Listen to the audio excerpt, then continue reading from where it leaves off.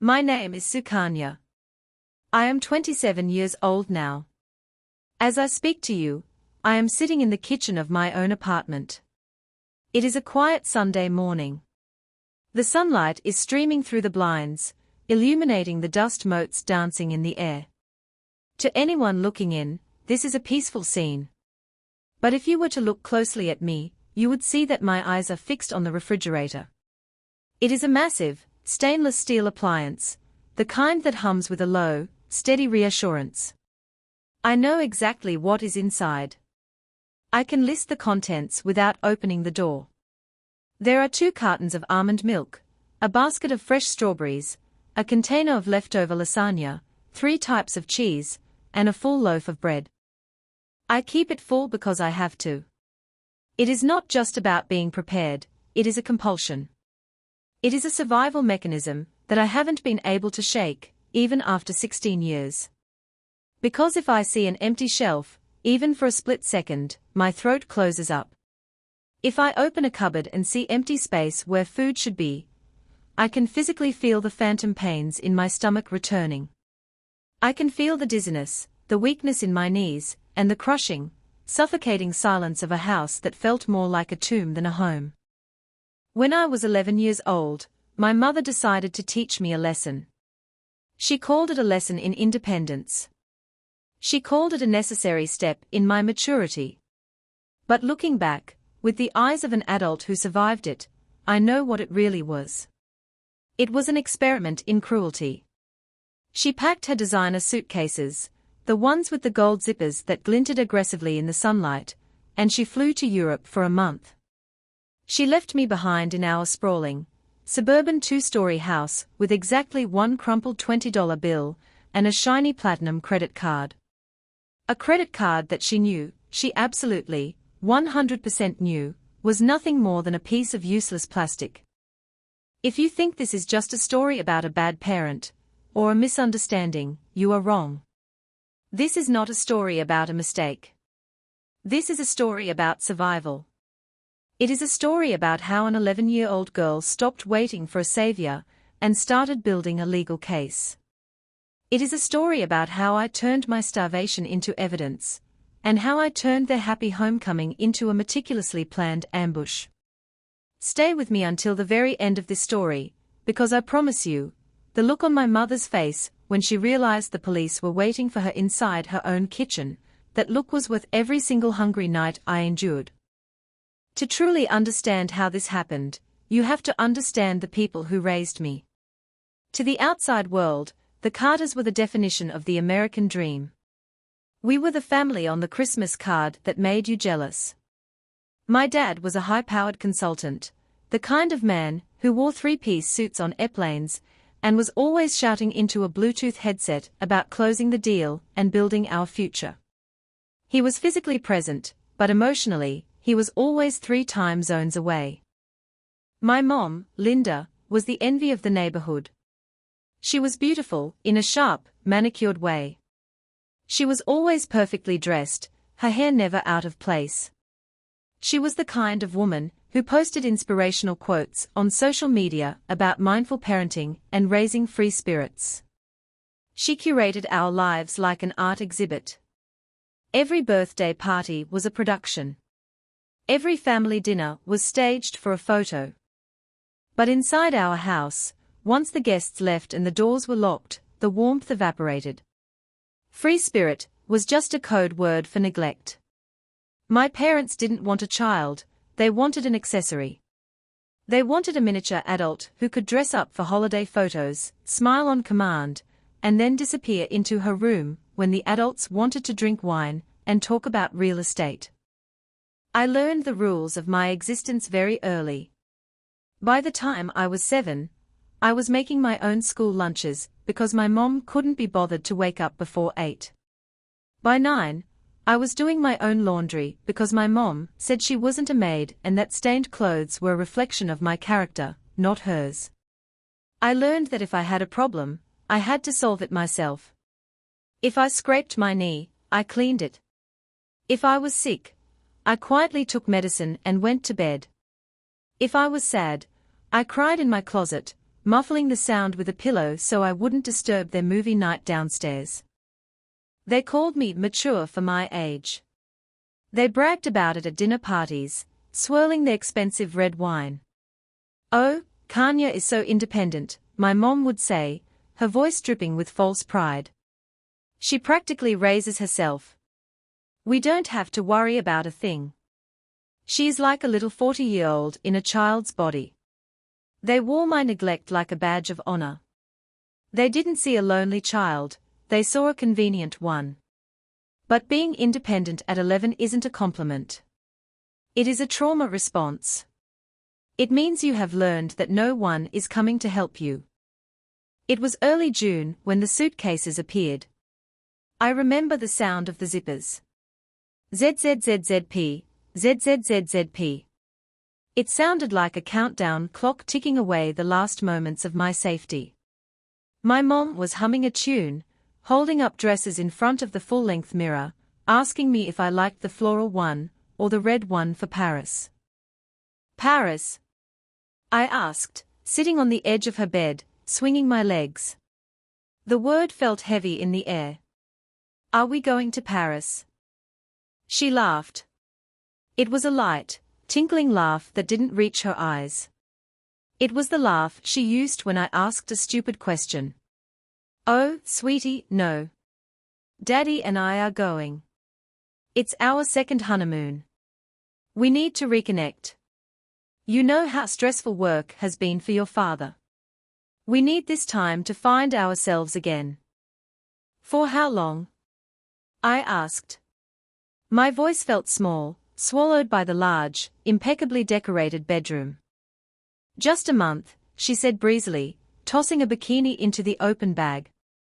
30 days. It will fly by. You won't even notice we are gone." A month. To an adult, a month is a billing cycle. But to an 11-year-old, a month is a lifetime. A month is 4 weeks of empty nights. A month is 30 mornings waking up alone in a house that makes scary noises when the wind blows. Panic started to rise in my chest, hot and prickly, like a rash spreading over my skin. "Who is going to stay with me?" I asked, trying to keep my voice steady. "Is Grandma coming? Is Aunt Sarah coming?" My mom stopped packing. She turned to me, putting her hands on my shoulders. She looked me dead in the eye with a serious, almost disappointed expression. "Kanya, listen to me. You are 11 now. You are practically a teenager. Grandma is old, and her arthritis is bad. We didn't want to burden her. And Aunt Sarah is busy with her new baby. We talked about it, your father and I, and we decided that you are ready for this. You are our big girl. You can handle the house. This is your chance to prove just how mature you really are." She made it sound like a promotion. Like I had won an award. But I felt cold. A deep chill settled into my bones. But what about food? What if something happens? What if I get scared? "We stocked the pantry," she said, waving her hand dismissively toward the kitchen. "And I'm leaving you money. You can order pizza. You can buy whatever you want. It will be like a vacation for you too. No parents, no rules, watching TV as late as you want.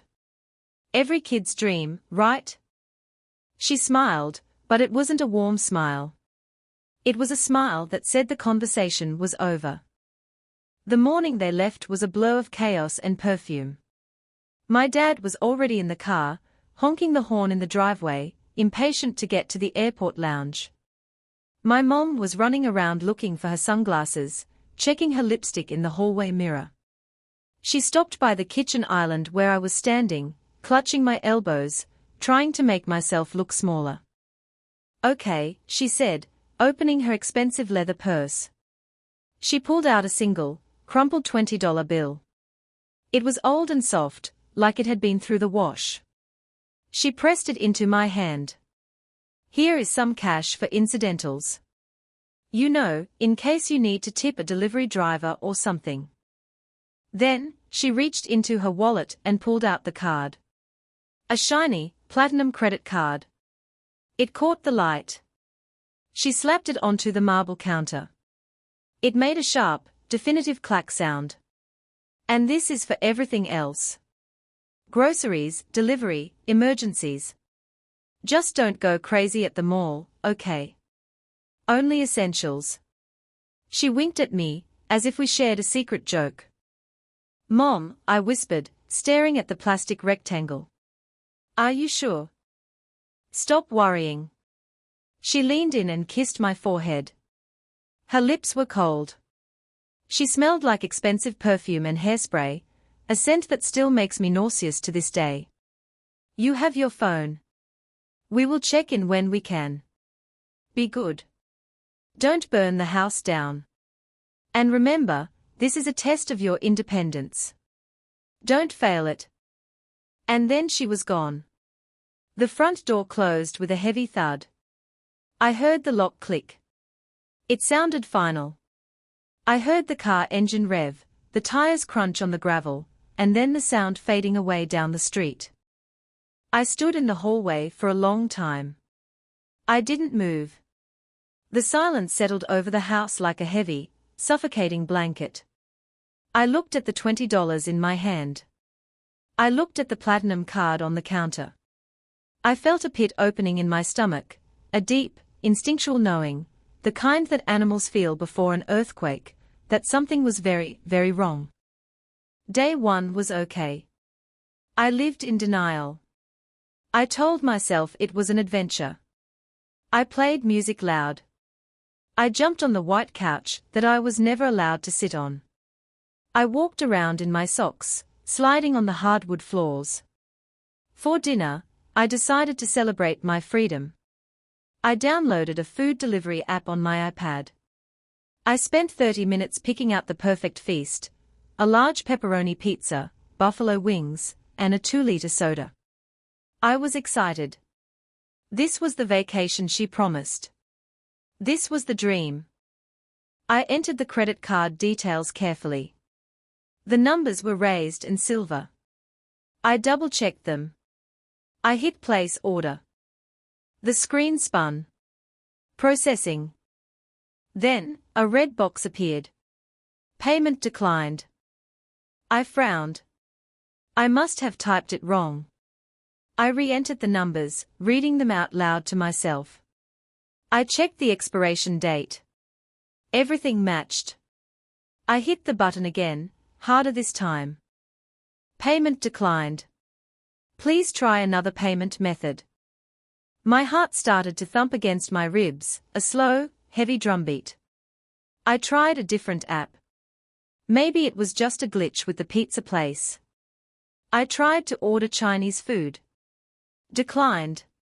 I tried to buy a $5 game on my iPad just to test it. Declined. Panic began to set in. I flipped the card over and found the tiny 1-800 number on the back. I called it, my hands shaking so much I could barely hold the phone. I navigated the automated menu, pressing buttons, waiting. Finally, a robotic voice spoke the words that ended my childhood.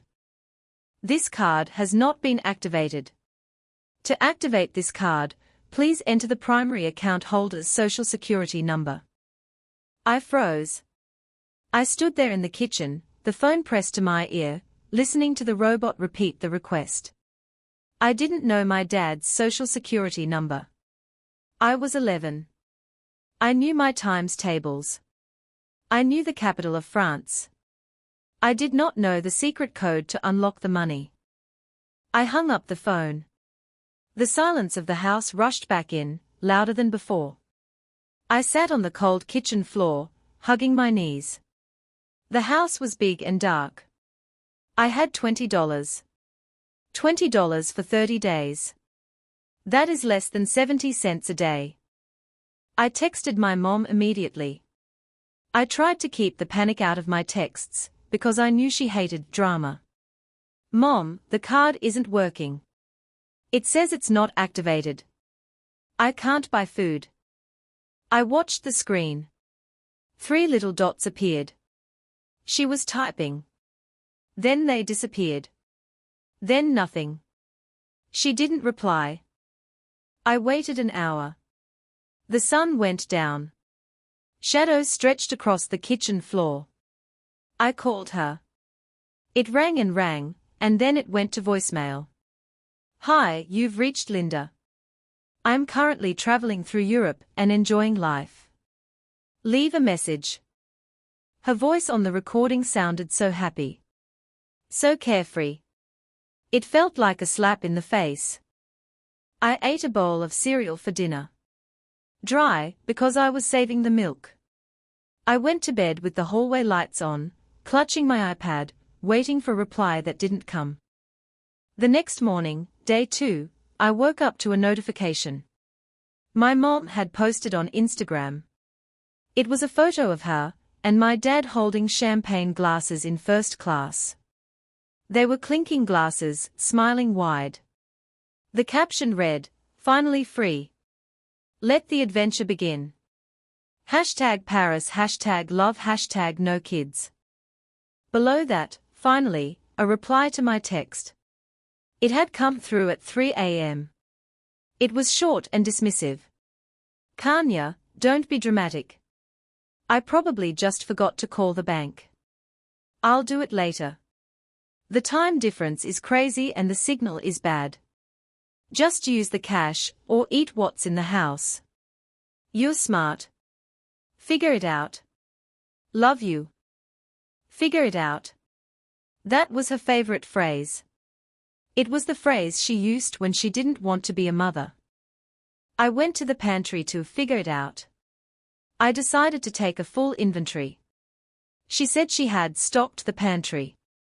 I opened the door. The shelves were mostly bare. There was 1 box of stale crackers. A jar of peanut butter that was scraped almost clean. 2 cans of tomato soup. A bag of dry pasta. A box of sugary cereal. In the fridge, there was a half-gallon of milk. I checked the date. It expired in 3 days. There was a jar of pickles. There were condiments, ketchup, mustard, salad dressing. That was it. That was the stocked pantry. For a growing 11-year-old girl. For a month. By day 4, the reality of my situation began to sink in. The hunger began to change me. It wasn't just a rumbling in my stomach anymore. It was a constant, dull ache. It was a headache that wrapped around my skull like a tight band. It was a brain fog that slowed down my thoughts. I developed a routine to survive. I would wake up and drink 2 large glasses of tap water to fill my stomach so it would stop cramping. I would eat a handful of dry cereal for breakfast, counting the pieces. 1, 2, 3, 20 pieces. That was it. That was the meal. I spent my days lying on the living room floor because standing up made me dizzy. I watched the sunlight move across the carpet, marking the time. I watched the dust motes dance in the air. I felt like a ghost haunting my own house. The silence was absolute. No TV. No music. Just the sound of the refrigerator humming, taunting me with its empty shelves. And I watched them. I watched my parents on social media. It became my form of self-torture. Day 5, Mom posted a picture of a massive seafood tower in Paris. Oysters, lobster, shrimp. The caption, "Best oysters of my life. Living the dream." I stared at the photo, my mouth watering, my stomach twisting. I was eating a spoonful of peanut butter, trying to make it last for 10 minutes, letting it dissolve slowly on my tongue. Day 7, Dad posted a video of them wine tasting in Tuscany. They were laughing, their teeth purple from the wine, looking so happy. They looked lighter. Like the burden of my existence had been lifted from their shoulders. The contrast broke something inside me. It wasn't just sadness anymore. It was rage. A cold, hard, burning rage that started in my belly and spread to my fingertips. They hadn't forgotten to activate the card. They just didn't care. They didn't care if I ate. They didn't care if I was safe. I was an afterthought. I was a plant they forgot to water before leaving for a long weekend. On day 8, I realized I might actually die. I stood up to go to the bathroom and blacked out. My vision tunneled, the edges turning gray, then black. I woke up on the hallway rug, my cheek pressed against the scratchy fibers, a throbbing pain in my temple where I had hit the floor.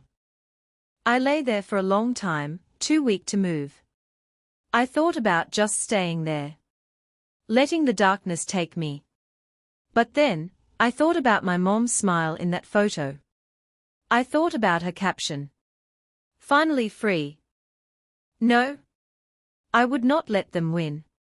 I would not let them come home to a tragedy they could spin into a sympathy story.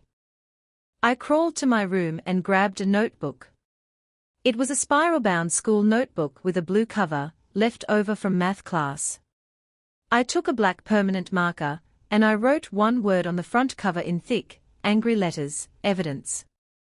If I was going to disappear, I wasn't going to do it quietly. I was going to leave a trail. I was going to leave a map of their cruelty. I opened the notebook to the first page. June 12th, dinner, 3 crackers and water. Mom is in Italy eating pasta.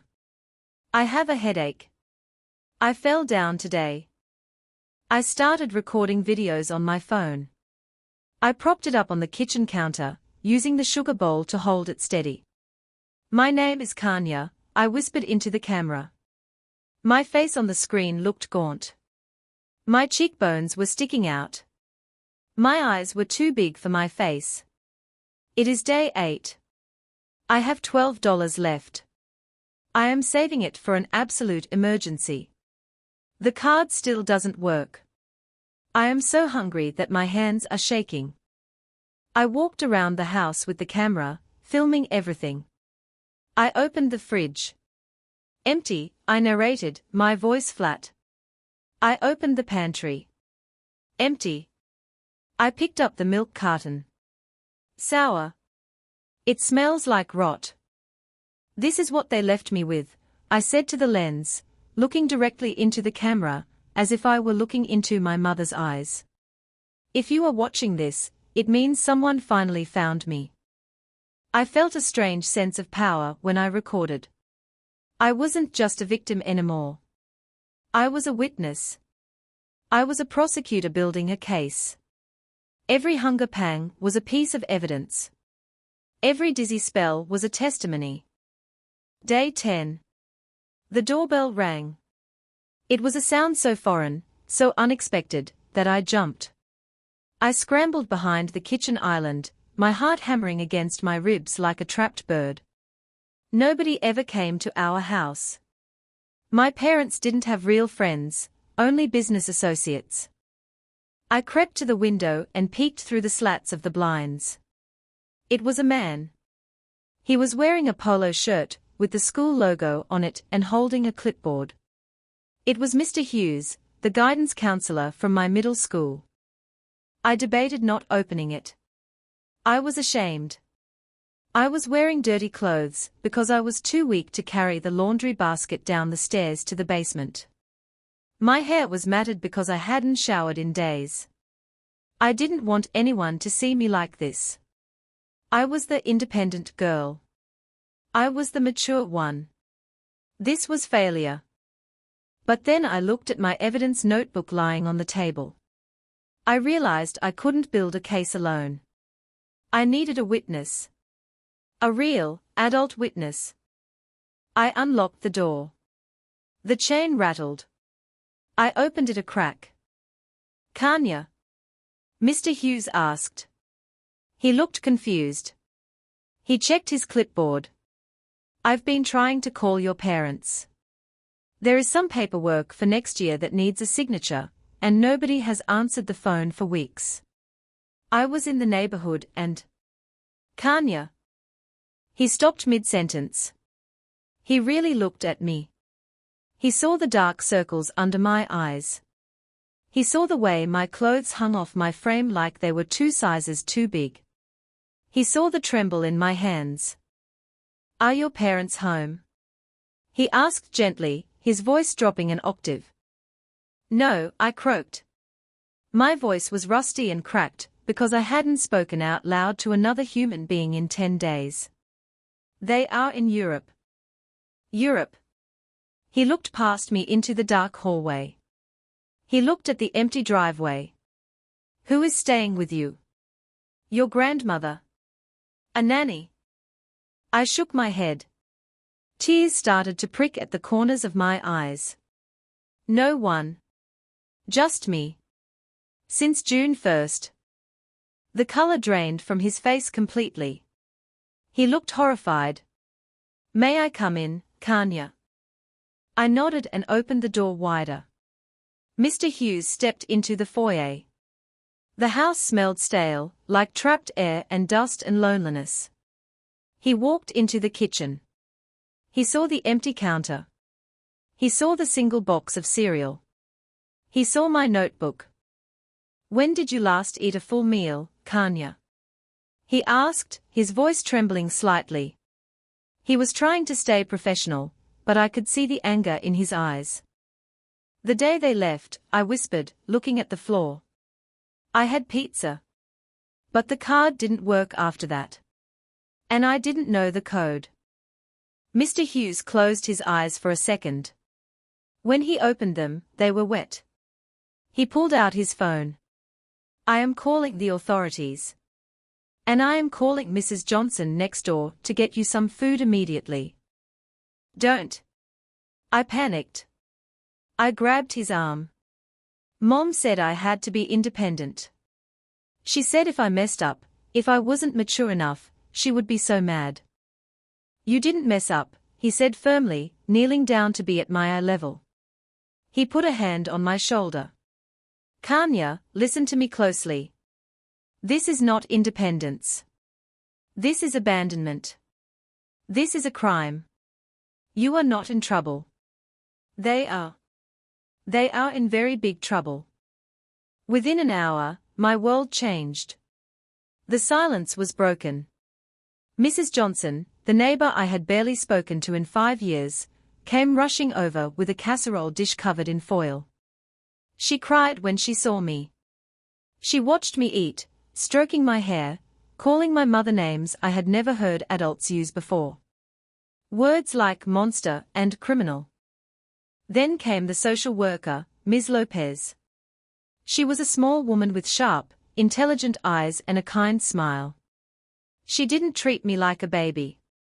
She treated me like a partner.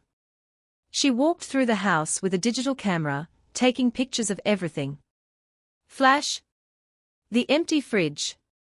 Flash. The inactivated card. Flash. My notebook. "We need to remove you from the home," Ms. Lopez said, sitting me down at the kitchen table. "We can place you in emergency foster care. We have a nice family nearby." "No," I said. The food from Mrs. Johnson had given me strength. And clarity. "My parents come back in 2 weeks. If I leave now, they will just say I ran away. They will spin it. They will say I was being dramatic. They always lie." "What do you want to do?" Ms. Lopez asked, tilting her head. "I want to stay with Mrs. Johnson," I said, pointing next door. "And when they come back, I want to be here. I want to be sitting right here. I want to see them. I want them to see me." Ms. Lopez looked at Mr. Hughes, then at me. She saw the fire in my eyes. She saw that I wasn't asking for permission, I was stating a plan. "Okay," she said slowly. "We can do a temporary placement with Mrs. Johnson. But we are going to build a case so tight, they won't be able to breathe. We will document every single day." For the next 2 weeks, I lived a double life.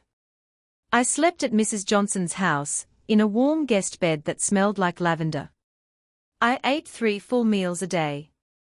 I gained a little weight back. But every day, we went back to my house. We didn't clean it. We left it exactly as it was. We left the dust accumulating on the tables. We left the empty wrappers on the floor. We left the sour milk in the fridge. We maintained the crime scene. We printed out every social media post my parents made. We created a timeline on a whiteboard. Day 20, Venice is magical. Never want to go home. Day 25, missing our little girl. Hope she's having fun at camp. Missing me, I scoffed, taping the screenshot into my notebook. They told everyone I was at camp. They haven't called in 12 days. We pulled the phone records. 0 incoming calls. 0 answered texts. Ms. Lopez interviewed the neighbors. None of them knew I was alone. My parents had told everyone a different lie. To one neighbor, I was at camp. To another, I was with my grandmother. This is fraud, Ms. Lopez noted, adding it to the file. They lied to cover their tracks. This proves intent. As the day of their return approached, I felt a strange mix of anxiety and excitement. It was the feeling you get before a massive storm hits. You know it's going to be destructive, but you can't look away. You want to see the lightning strike. The morning they were due back, we set the stage. It was a Tuesday. I went back into my house. I sat at the kitchen table, the same spot where I had starved. Ms. Lopez sat next to me with a thick, ominous file folder. Mr. Hughes stood by the window, his arms crossed. And near the pantry, standing in the shadows, was Officer Miller, a uniformed police officer with a stern face. We waited. The house was silent again, but this time, it was an expectant silence. I heard the taxi pull up in the driveway. The gravel crunched. I heard the car doors slam. Thud. Thud. I heard my mother's voice, loud and happy, piercing through the front door. Oh, it feels so good to be home. I need a shower and a glass of wine immediately. My feet are killing me. The key turned in the lock. Click. The door swung open. My mom walked in first. She was wearing a wide-brimmed sun hat and oversized sunglasses. She looked tan, rested, and glowing with health. She was dragging 2 massive suitcases that looked heavier than me. Kanya. Mommy's home. Come help with the bags. She yelled, not even looking up. She assumed I was there to serve her. She dropped her keys on the console table and walked into the kitchen, still talking, taking off her sunglasses. You wouldn't believe the flight, the service was terrible, the champagne was warm, and... She stopped. She saw me sitting at the table. She saw Ms. Lopez. She saw Mr. Hughes. She saw the police officer. The smile dropped off her face like it had been physically slapped away. Her jaw went slack. My dad walked in behind her, carrying duty-free bags filled with expensive liquor and perfumes. He bumped into her back. Linda, why did you st? He saw us. He dropped the bags. Glass shattered inside them. He went pale, the tan draining from his face instantly. What is this? My mom demanded, her voice rising, trying to regain her authority. Who are you people? Why are there police in my house? Kanya, what did you do? She looked at me with pure accusation. Not worry. Not relief that I was alive. Anger. She thought I had thrown a party. She thought I was in trouble, and had inconvenienced her return. Ms. Lopez stood up. She was short, but in that moment, she looked 10 feet tall. Mr. and Mrs. Carter. Yes, my dad said, his voice cracking. Who are you? I am Ms. Lopez with Child Protective Services. And this is Officer Miller. CPS. My mom laughed, a high, nervous sound that echoed off the tile. This is ridiculous. Is this a prank? We were on vacation. Our daughter is fine. Look at her. She's sitting right there. I am looking at her, Ms. Lopez said coldly. And I am looking at the medical report from 2 weeks ago that states she was malnourished, dehydrated, and suffering from exhaustion. I am looking at a child who lost 8 pounds in 2 weeks. Malnourished. My mom scoffed, rolling her eyes. We left her plenty of money. A platinum credit card. She probably just spent it on clothes or video games instead of food. That's not our fault. That's her being irresponsible. I stood up then. My legs were shaking, but my voice was steady. It was the voice of the girl who had survived. The card didn't work, Mom. She looked at me, annoyed. What do you mean it didn't work? Of course it worked. It's a platinum card. It wasn't activated, I said clearly. I called the bank. I texted you. On day 1. I missed the text, she stammered, looking at my dad. You replied to it, I said. I picked up the printout of the text message from the table. I read it aloud, mimicking her breeziness. Don't be dramatic. Figure it out. The room went silent. You could hear a pin drop. My dad looked at my mom, horror dawning on his face. Linda?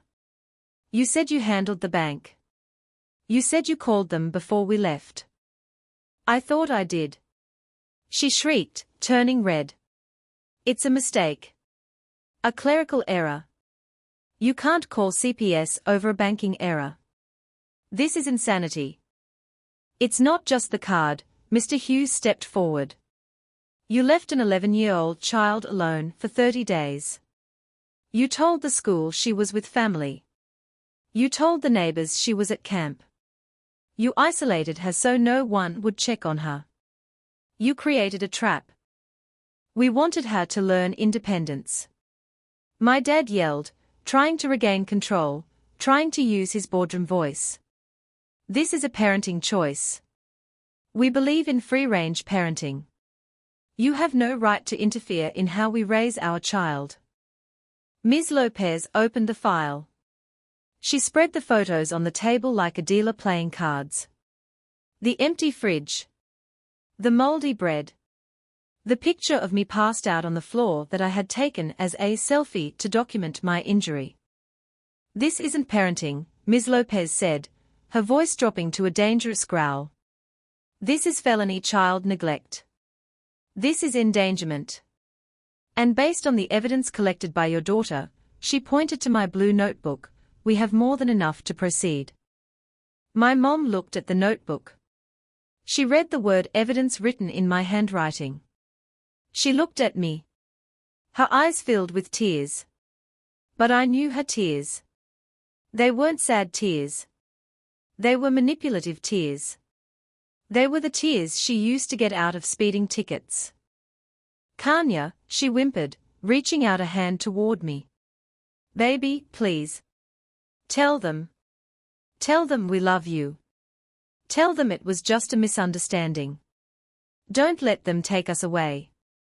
We are a family. We can fix this. Mommy will buy you whatever you want. I looked at her hand. The hand that had packed the bags. The hand that had held the wine glass in Tuscany while I drank tap water to stop my stomach from growling. The hand that had typed "figure it out." I remembered the nights I cried for her. I remembered the fear of the dark. I remembered the hunger. And I realized something profound. I didn't need them. I had survived the worst month of my life without them. I was stronger than they would ever be. I looked her in the eye. A family doesn't leave, I said. You left. I turned to the officer. I have the videos on this drive, I said, handing him a USB stick. It shows everything. Day by day. The hunger. The fear. It's all there. Thank you, Kanya, the officer said. He turned to my parents. Mr. and Mrs. Carter, you are under arrest for child endangerment and neglect. Place your hands behind your backs. The sound of the handcuffs clicking was the loudest sound in the room. It was sharper than the credit card hitting the counter. My mom started screaming. No. No. I have a reputation. You can't do this. Do you know who we are? Kanya, stop this right now. You ungrateful brat. You are ruining everything. My dad was crying silently, his head hung low, realizing that his career, his image, his life was over. As they walked them out the door, the neighbors were watching. Mrs. Johnson was standing on her porch, arms crossed, looking satisfied. Other neighbors were peeking through their curtains. My mom tried to hide her face with her shoulder, but it was too late. The perfect family illusion was shattered into a million pieces. I stood in the doorway and watched the police car drive away. The flashing lights reflected off the windows of the empty house. For the first time in 30 days, the house didn't feel empty. It felt free. The monster was gone. The aftermath wasn't like the movies where everything is instantly fixed. It was messy. It was hard. There were court dates. There were lawyers. There were depositions where I had to sit across from them and tell my story again and again. My parents lost custody. The judge was horrified by the evidence, especially the videos. I went to live with my Aunt Sarah in another state, a woman I barely knew, but who actually cooked dinner every night and asked me how my day was. She didn't care about appearances. She cared about me. My parents got probation and community service. They avoided jail time because they had expensive lawyers who argued it was a cultural misunderstanding and a first offense. But their reputation was destroyed. My dad lost his job. No firm wanted to hire a man arrested for starving his child. My mom lost her social standing. She became a pariah at the club. They send me letters sometimes. They blame me. They say I ruined their lives over a mistake. They say I should have just been stronger. I don't reply. I burn the letters. I still have the notebook. I keep it in a drawer next to my bed. I look at it sometimes. It reminds me of who I am.